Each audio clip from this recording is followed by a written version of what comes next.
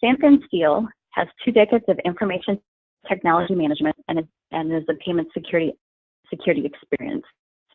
As a solution principal for PCI Coalfire, he's responsible for translating complex requirements created by payment-related risk and compliance mandates into attainable business-centric cyber solution strategies. Sam is an emerging payment security thought leader with recent speaking appearances at the North American PCI Community Meeting, also the Verifone Retail Payments Conference, Conexxus, ETA Transact, and Chase/MasterCard PCI Compliance Workshops. He is an active participant in the Conexxus Data Security Standards Committee and is a subject matter expert for POS Back Office Committee and the EV Fleet Tag Discussions Committee. He's also active in industry groups such as PCI Mobile Task Force, PCI Cloud Special Interest Group, and PCI Best Practices for Securing E-Commerce Special Interest Group. Prior to joining Coalfire in 2016, Sam served as CEO, CIO, and director for organizations that rely heavily on secure integrated payment solutions. His experience covers a broad spectrum of disciplines, including payment security, PCI compliance, card brand compliance, fraud, application security, mobile security, IT infrastructure, software development, and point-to-point encryption. Sam is one of the 100 point-to-point QSA that's in the, I guess, globally. And so he's part of the elite group there. And went out working to complete his PhD dissertation on PCI compliance costs. He's an avid marathon runner, husband, and father of 3 active teenagers. So Sam, thanks again for sharing your time and all of your experience and your knowledge with us today. And I'm going to hand over the webinar to you. Thanks, Cara. Appreciate that. And thank you, everyone, for joining us here today. I appreciate you taking some time out of your day to learn a little bit and maybe interact in some discussions, which I hope will be fruitful. So the topic today is third-party risk management. And so we're going to address this from a couple different perspectives. The first is we're going to talk about why TPRM, or third-party risk management, why it matters for any enterprise today. This audience primarily is going to be comprised of petroleum retail. So we're going to talk specifically to why that matters and some examples for what may help to build support for your TPRM program as you begin to reach a level of maturity that will address some of the threats that we'll be discussing here today. We'll also go through some best practices that are the result of some studies that Coalfire has been involved in, as well as some industry groups that help to identify specific actionable approaches to third-party risk management that you can put into effect as quickly as this afternoon. Then we'll talk about my favorite area, which is PCI DSS. Hopefully it's your favorite area as well. I'm kidding. It's the area of data security we all love to hate, but in retail, of course, it's you can't avoid the importance of cybersecurity around your cardholder data. So we'll talk about that compliance standard specifically, and then we'll provide you with a few resources that you can take with you. Third-party risk management, as a whole, it's a process for analyzing and controlling risks that are presented to your company, also your data, your operations, your finances, by any party other than your company. And that's important because there are other terms that have been used over in the history of vendor management, such as supplier risk management, vendor risk management. That's the SRM and VRM. And these can often be considered synonymous, but third-party risk management is the term that really captures the overall risk to your organization by any party outside of your enterprise control. And of course, SRM and VRM are subcomponents of that when you're speaking specifically to suppliers and vendors directly. A third-party service provider, you'll hear this term or sometimes referred to as simply an SP or a service provider. Any TPSP or SP that is providing services to your organization may be called out by that acronym as well. Due diligence, as we all know, is that investigative process by which your organization undertakes the effort of reviewing and determining any risk and suitability for individual companies, third-party companies, to provide any ongoing activity in service to your organization. So that due diligence process includes activities such as reviewing, monitoring, and managing communication with that vendor over its entire life cycle. Not just the vetting process, which is often what we consider due diligence to be. It's really an entire holistic approach to vendor management, and it's that ongoing governance and review of vendor contracts and agreements and services. Third parties are the primary focus of this discussion, but I also want to introduce, as many of you know, the idea of fourth parties. And this becomes especially relevant when you're dealing with risk, because not all risks in today's environment can be easily captured in the context of a direct relationship. Often it's those relationships that are inherited by your vendor agreements that come into play. And that's the context of a fourth party relationship. In the retail petroleum space, there's certainly a number of third parties. Many of you here may be the actual oil brand, or you might be working with an organization that services an oil brand. You may be a convenience store operator, and your third party relationship with that oil brand is very important. How you receive your contractual obligations and how you in turn have contractual expectations of your brand is quintessential to this third party relationship, or this idea of understanding the influences that other organizations have on yours. Conversely, the retailer downstream from the oil brand is also going to be highly relevant, and the actions, even if your when we talk about PCI, we'll talk about merchant of record, and often as a QSA, it all centers around our evaluation of an actual merchant of record or a service provider. But whether or not you are the actual merchant of record, it is really irrelevant when it comes to your own enterprise risk and reputation.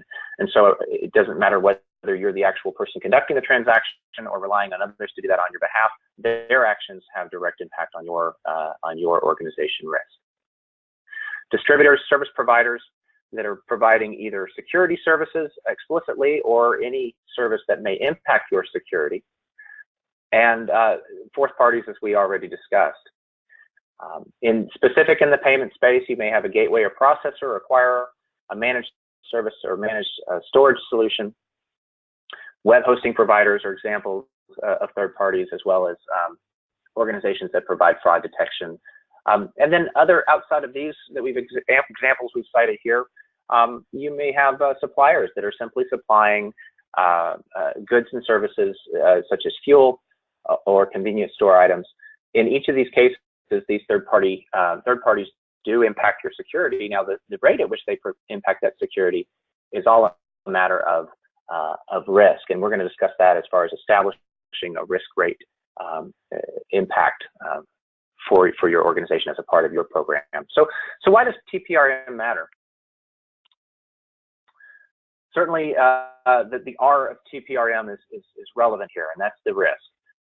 We're identifying risk to all areas of the business, and as we talk about governance and overall organization risk assessment and risk management, third-party risk is one component of that. But with respect to the vendors themselves, the impact of a third party on your organization could come about as a result of performance standards, and that, of course, obviously can result in disruption or service level agreement breach, but it also could impact just the perception to your community. If you have retailers that are operating individual units on your behalf as a brand, there's risk associated with their performance levels, as well as conflicts of interest. With certain vendors, you may find that you are outsourcing significant portions of your business practices, and there may be a need for clarity with respect to things like ownership of data and the outreach efforts that are undertaken on behalf of your clients or on behalf of your vendors that could fly in contrast or in conflict with your own interests as an organization. Of course, business continuity is one of the most significant concerns, where a vendor's actions may impact your ability to conduct business. And of course, that leads us to the ultimate destination for most of our discussions of risk, which is security. Not all of these aspects are strictly security related, but ultimately addressing needs for a heightened level of security awareness among your vendors, as well as within your organization, and how you manage these relationships is key. And finally, it boils down to revenue impact, whether that revenue be direct in terms of lost business, or whether it be indirect in terms of fees, fines, and ongoing reputational loss is really a matter of degrees and identification during the risk assessment process.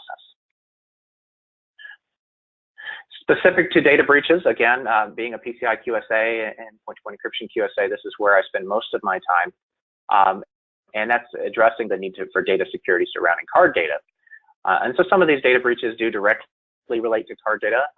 I've decided to remove some of the specific names here so that the identities of those we all know and love can be maybe erased in history, but not very likely. The major big box retailer in 2013 that we all pretty much are aware of as being one of the modern era of data breaches. Losing 41 million records is no small feat. And of course, many of you may know that the vulnerability there that was exploited was on behalf of one of their HVAC contractors. System was exploited. And of course, elevation of privileges was performed from there to access sensitive card data systems, point of sale systems. But the cost to that organization has been significant. Most recently, the class action settlement here that was just resolved a couple months ago for another $18 million on top of the hundreds of millions that had already been accrued in fines and penalties. Another major home improvement store, which many of us may shop at, was also breached the following year. About 50 million records were lost, and that was as a result of stolen vendor credentials. So the vendor had access to sensitive systems, but it was those credentials that were violated, and as a result, and again, as elevation of privileges took place from there. We can talk about that in another forum about how these breaches take place. Join me on the webinar here this spring, and we'll certainly investigate that even further from a penetration testing perspective. But accessing and attaining that command and control allowed them to exploit or exfiltrate over 50 million records, costing that company upwards of $180 million. Again, all as a result of the vendor credentials that were violated. An e-commerce store here recently this year, this is another form of risk. There were a number of vendors that were whose credentials were stolen from this major, I would say the largest online e-commerce store. And as a result of those vendor credentials being stolen, while the e-commerce vendor itself didn't suffer financial loss, reputational loss ensued as a result of trust and the customers who were expecting to receive or whose funds were stolen as a result of those redirected financial transactions. And then some more familiar examples, the Snowden leak from the NSA resulted in 1.5 million records that were stolen. This was a government contractor. So the NSA, of course, was trusting in the security of their chosen vendor, and as a result, that trust was violated. And then here recently, just in the last week or so, the nation of Sweden acknowledged that it had lost nearly all of its records from practically all of its citizens. So there's a major fallout that's taking place there in a nation state as a result of their security practices, and that all resulted from the security of a vendor, an IT company that they had outsourced certain processes to. Some statistics here that will be valuable: 41% to 63% of all breaches are involving third parties. As a result of third-party breach, then the cost per record can be as high as $231 versus those that are not as a result of third-party breach, which may be as high as $188. 71% of companies fail to adequately manage risk of third parties. 92% of companies have planned to expand their use of vendors in 2013, the year this particular survey was taken. Meaning there's a growth of organizations that are continuing to seek out synergies from third parties that are able to more efficiently attain their corporate objectives, but as a result, that exposes them to increased risk of third-party risk. A recent survey conducted by the Shared Assessments Group, led by Protiviti in 2016, was intended to identify where are we as an industry, across multiple industry sectors, where are we in terms of maturity when it comes to vendor risk management. This vendor risk management maturity model, which they called VROOM, which I find to be very fun, found that third-party risk management is indeed becoming what they're calling a front burner issue for most boards. There's an acknowledgement, an increasing acknowledgement that this is an aspect of risk management which requires a further attention. Board engagement, though, where board engagement has reached a level of maturity for cybersecurity, and that awareness is growing, it doesn't necessarily translate, or it hasn't necessarily translated to a growth in vendor risk awareness, and that's a cause for concern. So those two metrics, as they were measured, cybersecurity risk awareness is growing, but vendor risk awareness is not growing nearly as quickly. On the other hand, assessment maturity, this is the use of either third-party or internal tools to assess maturity of vendors. Now, this is the vendor maturity that we're assessing here, not the internal security awareness or maturity. That vendor awareness, vendor maturity awareness is growing. And of course, this survey did find that there are a number of areas of improvement, which certainly goes without saying. Of the organizations surveyed, only 65% have an actual incident response plan in place related to their vendors. So nearly 2/3 do, but that unfortunately means that over a third of organizations do not have an incident response plan in place for vendors, and only 61% are actually testing that plan. So what are best practices for vendor risk management? First, before we go into a methodology that I'll describe for you to identify these best practices, I want to clarify the 4 RMs, because there was actually an acronym that came up in my research that appeared in multiple cases, which was VRM. Whether we're talking about a vendor risk management or we're talking about a vendor relationship manager.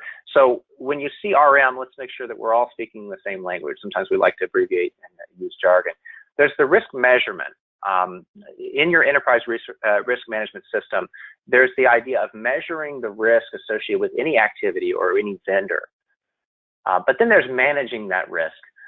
Risk management, again, as a whole, that's a mechanism for dealing with the risk, either accepting the risk, which is usually a financial decision of cost, opportunity cost, and the forecasted cost against the cost of the actual incident or expected damage.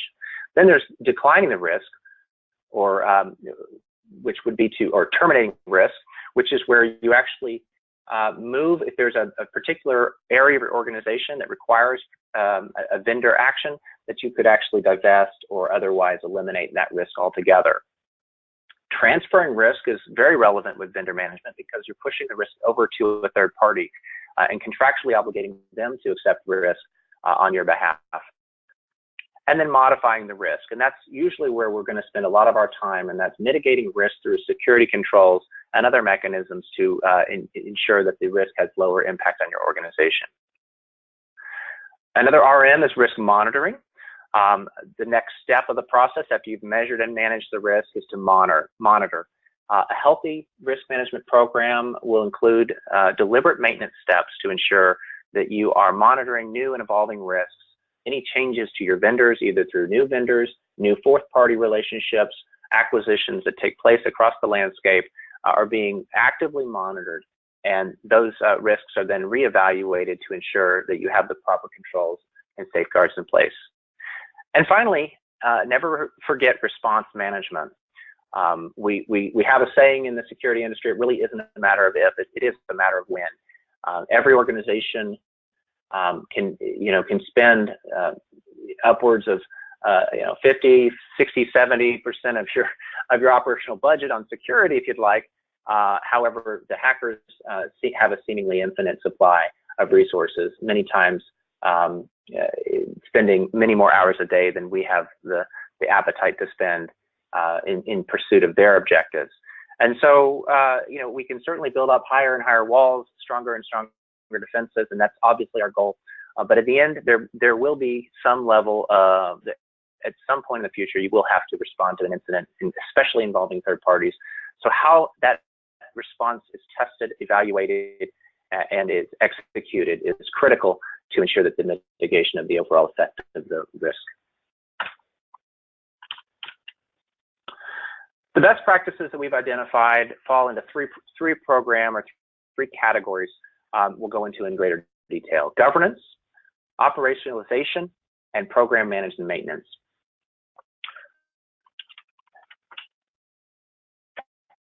The co-founders put together this chart to basically visualize these three major areas of TPRM methodology: the governance, program, operations, which we'll go into the most detail, and then program management and maintenance. Within the governance category, it really is crucial, and it needs to start at the top. This is true of all risk management, but certainly not the least of which would be third-party risk management. That's setting the tone at the very top. This is generally at the board, where there is an expectation of visibility, there's an expectation of execution on the stated goals of the risk management program. And so this, of course, takes place in the form of culture and awareness, support, and generally a formalized governance model. The governance model, of course, allows for bidirectional communication, as well as visibility into the actions and support for the program itself. The enterprise risk management program must be validated and enthusiastically accepted at the top levels for it to have the best long-term impact and success for an organization.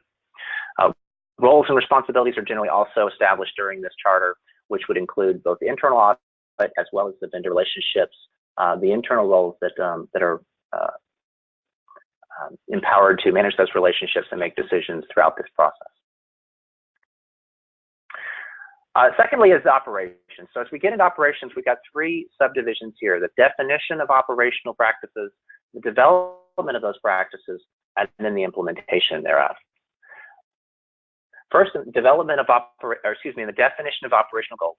There's really a strong need for a current state assessment of where you are as an organization. You really can't take action on establishing risk until you know your current state.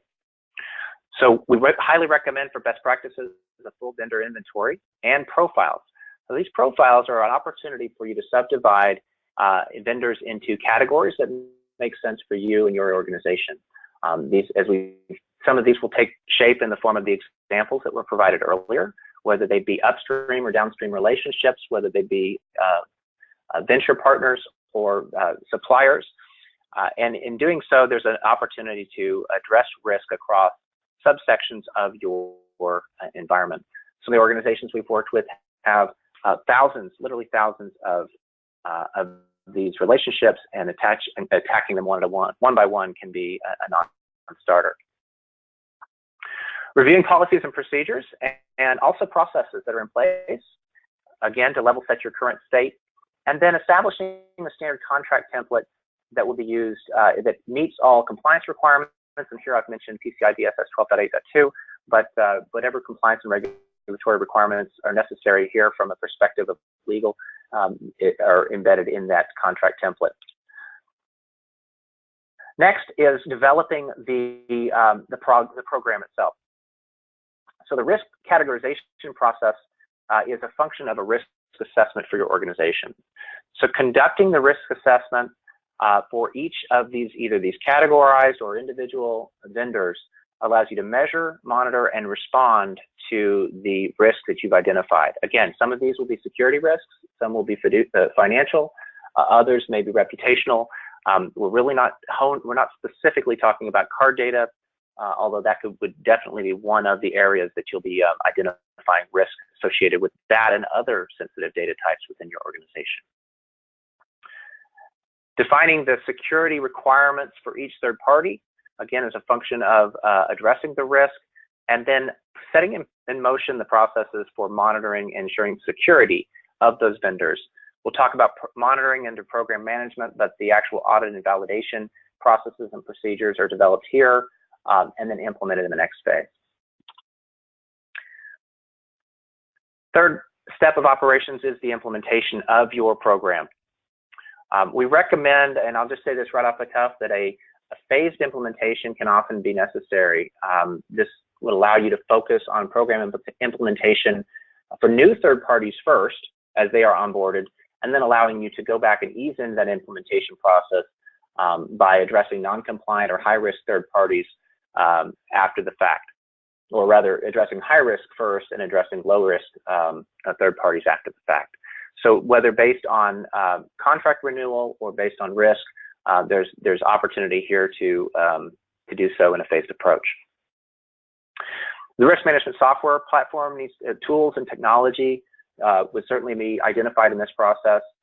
The tools relevant to your organization may take on shape as a full ERM system, or it may be maybe spreadsheets. The audience here is diverse, but and we'll show you some tools here at the end of this webinar that will assist with that process. Again, that standard contract template is established and enforced during the implementation process, and the repository for contracts is a best practice to ensure access to detailed information about each relationship to facilitate the incident response or any renewal processes. I do also want to mention with respect to contract templates that generally you're not looking at one contract template, that should say templates plural, because many times you'll have carve-outs or risk-based exceptions, and it's best to have those templatized rather than excessive redlining when it comes to exceptions that need to occur. Further best practices for management and maintenance of your program. We, again, highly recommend that a part of your ERM solution include a robust issue management system.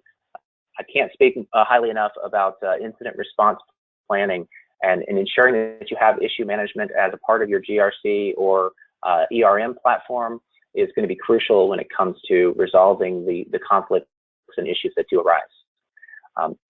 So leverage, again, a common system for procurement, for inventory management, and do so with the end in mind being that issues will arise and how are those issues going to be resolved. Training materials for staff, as well as training materials. Many times we find that our organizations will require their third-party relationships to undergo training. Certainly this is true where you have franchisee or distributor relationships. And so those training materials should be part of that TPRM program to ensure that they're following the best practices that have been identified by your enterprise. Periodic assessment is the establishing that process and cadence for reviewing third parties. This will often be done in conjunction with the assessed risk. Entities that incur significant risk will certainly need to be reviewed more frequently than those with low risk impact to your organization. And finally, the reporting and review process, which completes the circle back into the governance of the organization, whereby the program objectives are reported and review occurs for effectiveness. A case study here briefly to kind of capture some of these concepts. This is one that was conducted recently by Coalfire. The background here was this is a publicly traded company. As I mentioned, thousands of third-party service providers. And there was already a pretty significant board involvement in terms of cybersecurity. The CISO was maintaining standards and auditing vendors as they deemed appropriate. And there was an internal audit team that was already engaged in review. So it seems like things are going fairly well for this organization. The board of directors, though, did become concerned about third-party risk, and this was actually in the wake of the big box retailer that we alluded to earlier. And so there was a kind of a call out for a review of their TPRM system. In the findings, we found that many of the vendors and contractors were operating outside of the program or under waivers. The information security standards for suppliers were inconsistent. They weren't consistent with the company's policies and its own standards. So they were vendors were falling under a different set of standards than the employees, and acknowledging that the risk associated with vendor compromise is as significant as internal risk, if not more so. That this was a kind of a gap, if you will, in terms of standards compliance. Also, the contracts did not have adequate cybersecurity provisions, such as breach notification, response provisions.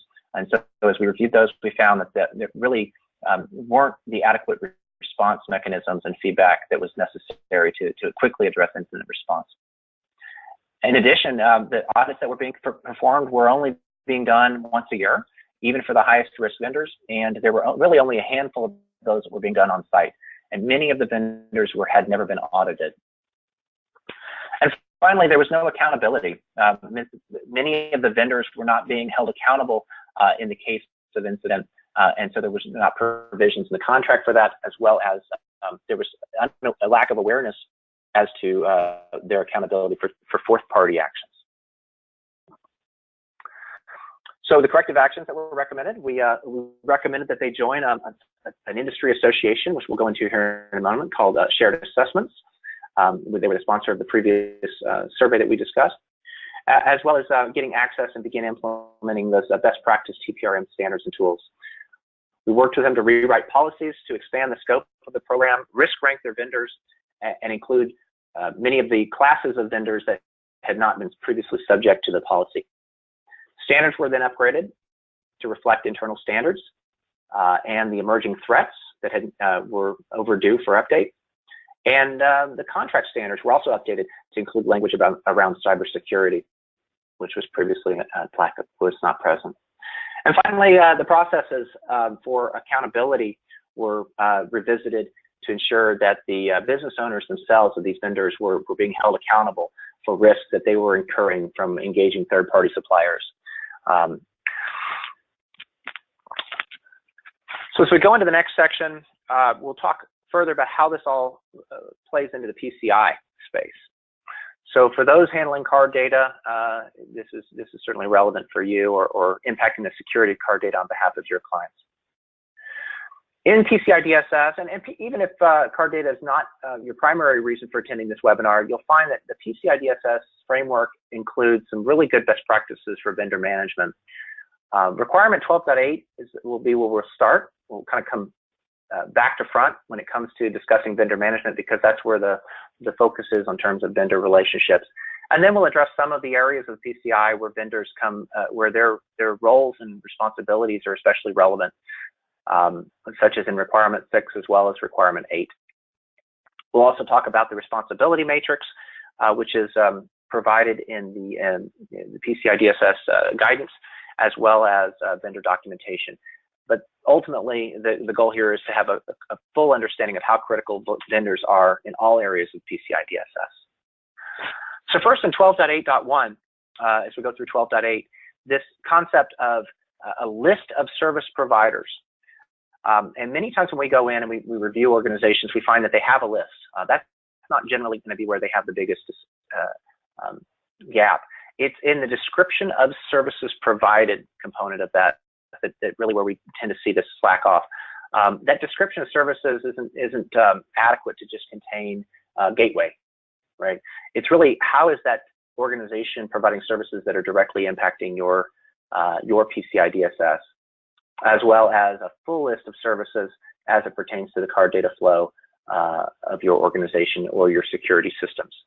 And also, this list needs to be maintained, not just compiled when the vendors are engaged, but throughout the relationship to ensure that it's up to date. And Sam, this is requirement, Laura, so yeah. I think that sometimes too that some people think that PCI DSS is just one and done to do their annual assessment, but what I'm hearing you say is that it's ongoing throughout the year. That's right.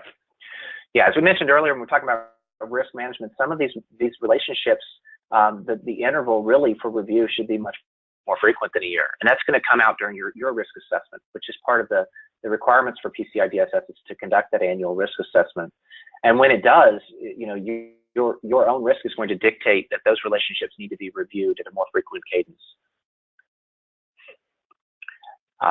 So when it comes to the responsibilities of the service providers, these are, again, under 12.8.2, these should be written into the contracts that you have with those organizations.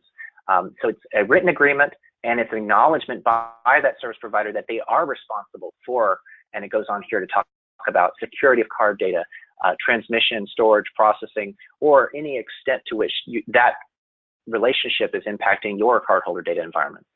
So some of you here may be third-party service providers to another entity, and in which case acknowledging this in your contracts is a critical component of their PCI DSS compliance, as well as your own, and therefore should not be a surprise when the question comes to ensure that this is updated to include that acknowledgement. Of course, you can't acknowledge responsibilities that not detailed, and certainly be unwise to do so in a contract. So the implicit understanding here is that there's acknowledgement of the specific controls that are being met by that organization, and we'll talk about that here in a moment with respect to a responsibilities matrix. The next is that understanding of due diligence. Conducting proper due diligence for each engagement is an actual hard, fast requirement of PCI DSS. It's not just a good best practice. So ensuring that the service provider is aware of their responsibility under 12.8.2, but also that there are considerations regarding their reporting practice, breach notification, and incident response. All of that should be part of a mature due diligence process. And as we mentioned earlier, it's not or as Cara mentioned as well, it's not a one and done. It's not necessarily a one-time event. This is annually with your PCI, and due diligence really is an ongoing process that's reviewed and conducted at frequent intervals. 12.8.4 is and 12.8.5 is that monitoring vendor compliance and controls. So as I mentioned a moment ago, it's that acknowledgement of which specific controls the vendor is meeting on your behalf or supporting your efforts to meet, and then acknowledging and monitoring that compliance status. So this is a requirement for you as the merchant or as a service provider with a third-party service provider assisting with your compliance, is maintaining a program to monitor that compliance. So the most common way in which this takes place is the annual request for the attestation of compliance, but this can also be met through, again, that due diligence process where you've got contractual obligations for them to report to you proactively their compliance status at regular intervals. PCI in this respect is not prescriptive to say it must take place every 3 months. However, it would be wise to review, again, your own risk and determine, is that monitoring interval for third-party compliance, does it need to be more frequent to ensure that their shortcoming in their own compliance isn't going to lead to risk on your end. And finally, as I say, 12.8.5, the PCI DSS requirements. So that I highlighted that phrase there because I wanted to make sure this was clear. We're not necessarily at this point talking about that they've acknowledged, as we did on the previous slide, that they are responsible for cardholder data, but it's about the specific requirements that they are meeting on your behalf. Which PCI DSS requirement is not it cannot be addressed with a single paragraph. It's generally going to be a thorough analysis of up to the 300 some requirements and controls that are necessary for compliance. So as we dive back into the meat of the DSS requirement 6, these are just some examples that I wanted to call out because they tend to be issues for many organizations, and that's vendor-supplied security patches. If a vendor is required to meet PCI DSS on your behalf, as we've already seen in the last slide, and it is your requirement to ensure that vendor-supplied security patches are in place as a part of requirement 6, then there's an inherited requirement here for that vendor to maintain the level of security necessary to address emerging threats to your systems and software, which is the context for requirement 6.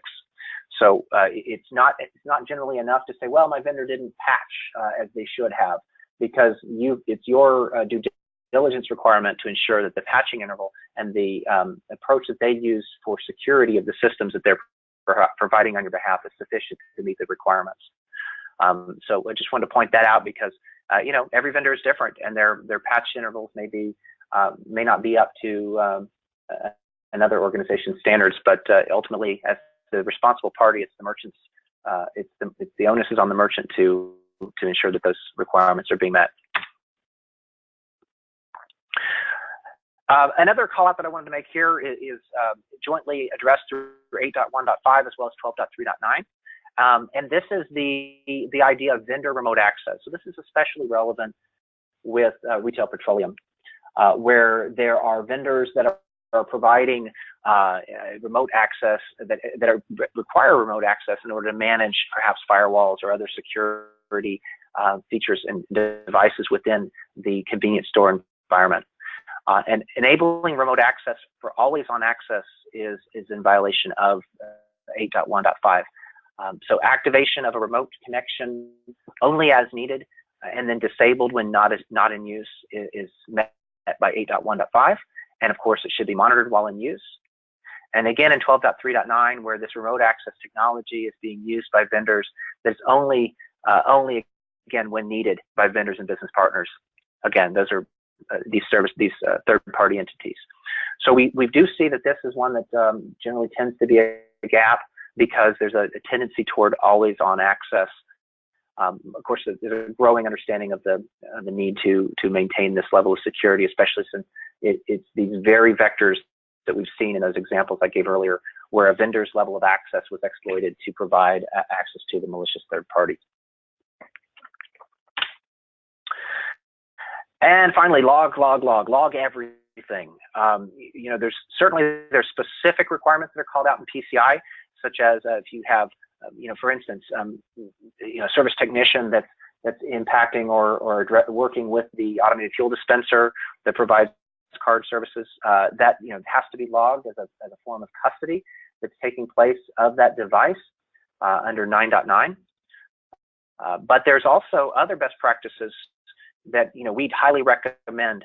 All vendor activities related to your environment be logged either automatically or manually, to ensure that you not only have accountability and visibility to address the idea of a vendor who's again got a rogue employee, or where it's someone who's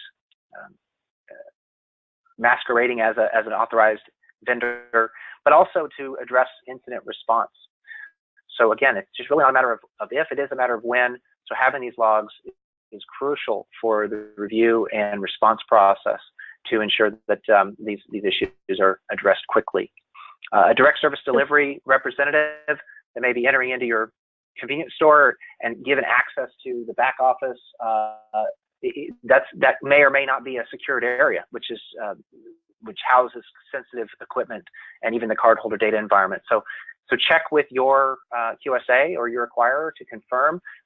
But if you're giving third-party vendors, even if they're not specifically credit card vendors, but if you're giving them access to environments that are considered sensitive areas, then you not only need to address that access according to all of the PCI requirements, but make sure that access is logged. So Sam, you're saying that even, like, I'm going to just pick on a couple, like your Frito-Lay, your Coke or Pepsi distributor, who might have access to the back office log that they have gone in there and what time that they started and left.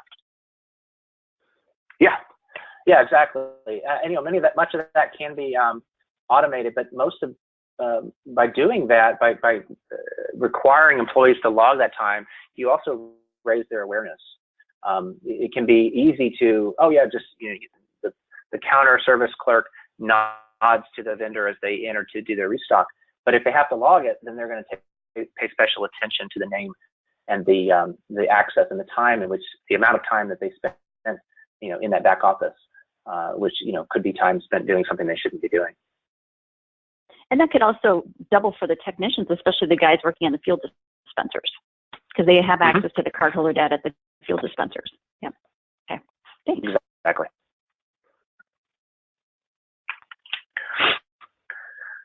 So now we're running up on 10 minutes to the top of the hour, so I'll try to wrap up a couple of these other things that are very important for vendor management. The responsibilities matrix is a clear communication of responsibility, and this is not part of the PCI DSS. This is supplemental, but you can find more information about this in the information supplement entitled Third-Party Security Assurance and Shared Responsibilities. The responsibility matrix is a best practice for any vendor and can be imposed upon those vendors by you, the merchant, when it comes to clearly denoting the controls that are being met either entirely by the third-party service provider, by you, the entity, or is a shared responsibility between the two entities.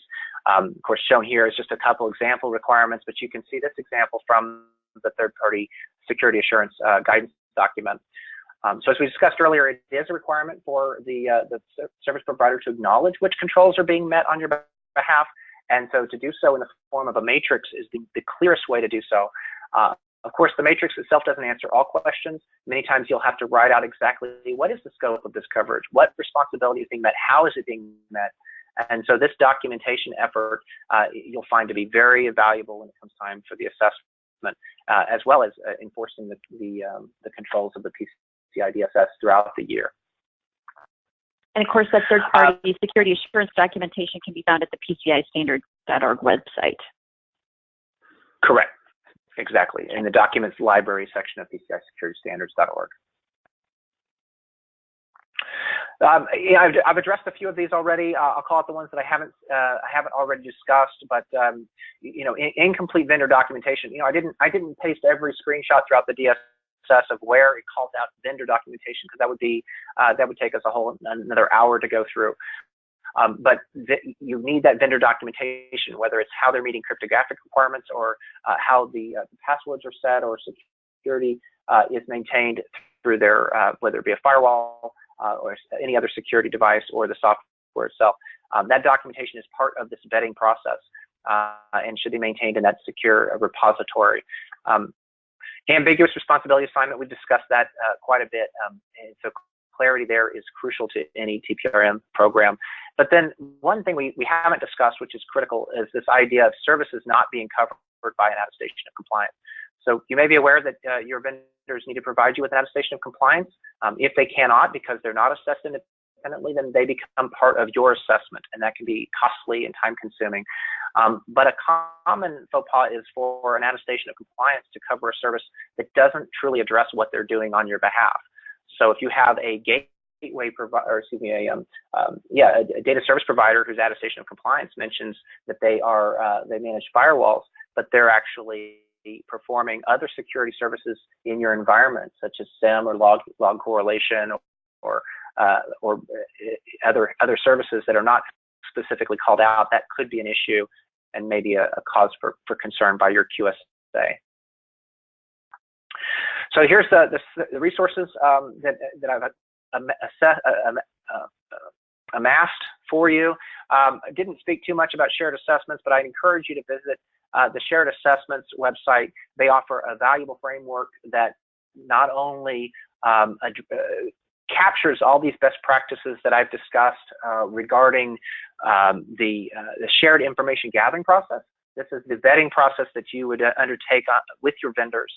And so the use of these spreadsheets to capture their level of maturity with respect to many controls, both within the PCI regimen as well as otherwise, and then return that into a common analysis framework to both compare vendors during the vendor selection process, as well as to maintain accountability. It's a super valuable framework, and I highly encourage that, as well as the cybersecurity framework, which includes a lot of best practices for third-party risk management that's released by NIST.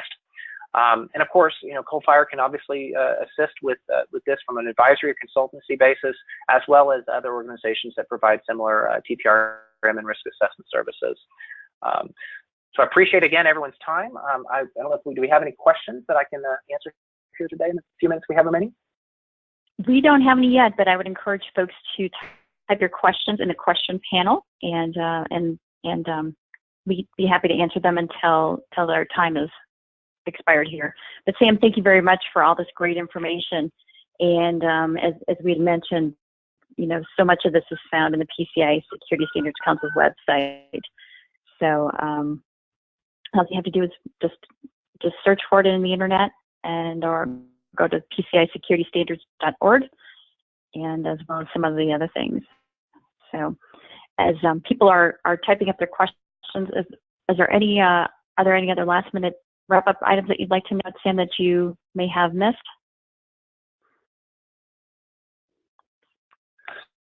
Let's see, what I can do while we're waiting for questions to come in is I could, I'm not sure if it would be appropriate here. I could show some of the processes related to the shared assessments program, because I think that's probably one of the most valuable tools that may be able to be offered here. Let's see if this will share cleanly. let me just go ahead and share that. This website here is sharedassessments.org. So again, highly recommended when it comes to third-party risk management. The tools that they provide are valuable, as well as the research that they're doing for the industry. And yes, Coalfire is a participating member in this group, but it is an industry group that directly addresses this idea of assessing your third parties and then maintaining visibility into their security processes. So again, just wanted to make sure that was out there for your use. Great. Well, Sam, thank you very, very much for your time and all of your resources and knowledge that you've shared today. There has been no questions that have come in. For the folks that have attended, please complete the survey. It's just a couple of questions at the end of the webinar here, and then you will receive an email with a link to the slide presentation that was presented today. And then you can also go, if you do have any subsequent questions that you forgot to ask today, please send them to info@conexxus.org. And I think that wraps it up for us today. And Sam, thanks again, and thanks, Allie, as well, for hosting us today. And I hope everybody has a great day. Thank you. Thank you all.